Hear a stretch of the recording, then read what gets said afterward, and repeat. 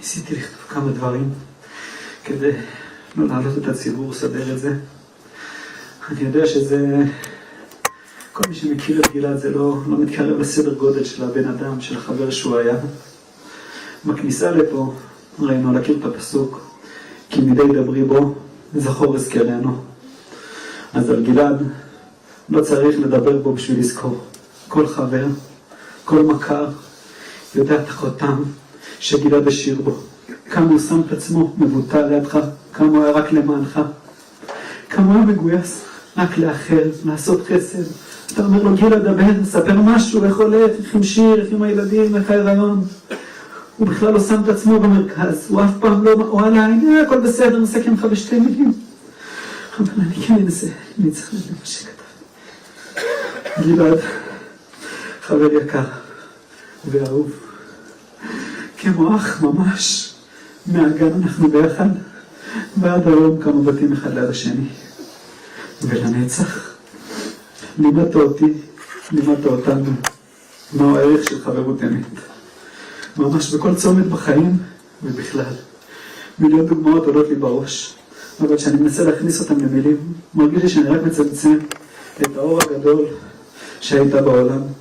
אני נזכר איך בגיל 17, ששמעת איך חשוב לי הרישיון, וחסר לי איזה סכום כסף, מיד הלכת להוציא את החיסכון שלך. זה פגש אותנו. אחרי זה בהמשך בישיבה בצפת, איך הגעת במיוחד לבוא לבדוק מה קורה, שחשבת שאני קצת מנותק. בכל צומת, בדרך לחתונה, בלימודים. דחפת אותנו, לא רק אותי, אני יודע את זה מכל החברים, אחד אחרי השני. הנקיות במידות של גלעד, מי שמכיר, הייתי מגיע לשבת ללמוד איתו בתור סטודנט, בבוד כשהוא היה עובד, בבית ספר מאבטח. הייתי יושב איתו. יום אחד, שעה 3:15, שיח חום בקיץ, הוא מכבה את המזגן. אני אומר לו, גלעד, מה אתה מכבה את המזגן? הוא אומר לי, דוד, עד 3:15, זה שעות של לימודים, מ3:15, זה גזל, זה כבר לא עבודה. נקיות כזאת במידות.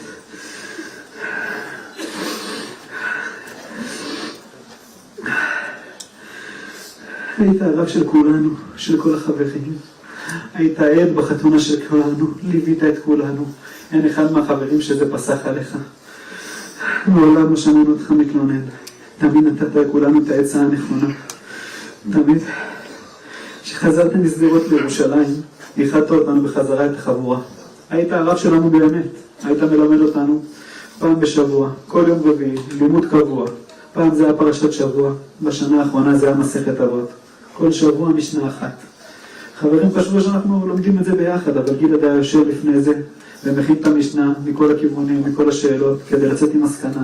תמיד היה חשוב לגלעד שהלימוד הוא לא יהיה לימוד בשביל לחטוף. תמיד הוא היה אומר, אני לא עומד על הספקים, אני עומד על דברים שישארו ביד. כל הזמן הוא היה אומר את זה, זה היה חוזר על זה תמיד. לא משנה אם היית חולה, אם היה לך מחר מבחן, תמיד שמרת על הקביעות בלימוד, תמיד. גלעד זה גלעד. כל הזמן היית אומר, עשה תורתך קבע ומלאכתך עליי. היום קצר והמלאכה מרובה והפועלים עצלים. היית מנצל כל רגע בעשייה, התנדבות, לימוד תורה. אף פעם לא הבנו החברים. איך אתה מספיק הכל? גם סטודנט, גם עובד, גם אבא, גם מתנדב, גם מילואים, מתנדב עם ניצולי שואה. תמיד אתה מוצא את הזמן לעזור לכל אחד, לכל חבר שבקש עזרה. בשיעור הקבוע שלנו, בערב סוכות, שיעור אחד לפני האחרון, למדנו את המשנה במסכת אבות, פרק ד' משנה ז'. רבי צדוק אומר, אל תפרוש מן הציבור, וגלעד פירש לנו בקולו. איך יכול להיות שהציבור בצער, שהציבור במלחמה, שהציבור נמצא בצרה, ואתה לא לוקח חלק? דיברנו על הסבב השלישי של המילואים, שכולנו פוגשים אותו, את הקושי בבית, את הקושי בעבודה, את הקושי עם האישה, עם ילדים. לגלעד היה את כל התירוצים בעולם לא להגיע לסבב השלישי.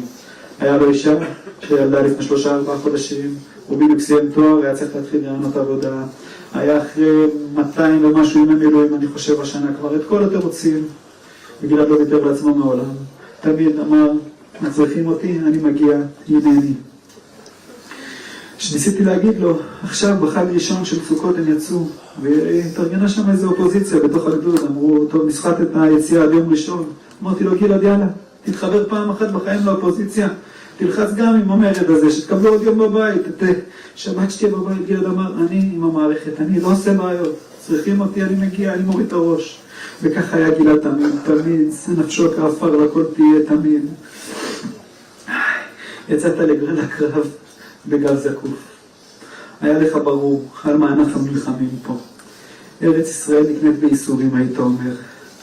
אבל גלעד, כמה ייסורים. איבדנו נשמה ענקית, צדיק, חסיד, נקי במידות, אוהב ישראל, אדם מסור, ישר ונאמן, נאמן לעם שלו, נאמן למולדת. שילמת את המחיר הכבד ביותר, שילמת בחיים שלך. אני מנסה לאשר לעצמי בגלל ההיכרות העמוקה שלי איתך, להגיד בוודאות שהיית עושה את אותו הדבר בדיוק, למען העם, למען הארץ. במהלך כל המלחמה אני חושב שלא פספסת לוויה אחת שהיית בבית פה בהר הרצל, אם זה ב2 בלילה, אם זה ב12 בלילה, היה לדוד הטבח הולכים. שמעתי משיר הצדיקה היום, שאתמול היא שמעה שיש לוויה, אמרה טוב גלעד לא נמצא, אבל הוא בטח היה הולך, אז אני אלך במקומו. בעולם לא שמעת אותך מתלונן, המילה קשה, לא היית בכלל בלקסיקון שלך. דני, שרית, נתנאל, אפרת, מוריה, נעמה ואריאל, שיר, תמר, דוד, ישי ויונתן, בתור נציג החברים, אנחנו מתחייבים להמשיך להאיר את אורו, ללכת בדרכו ונעמוד לצדכם מכאן ולנצח.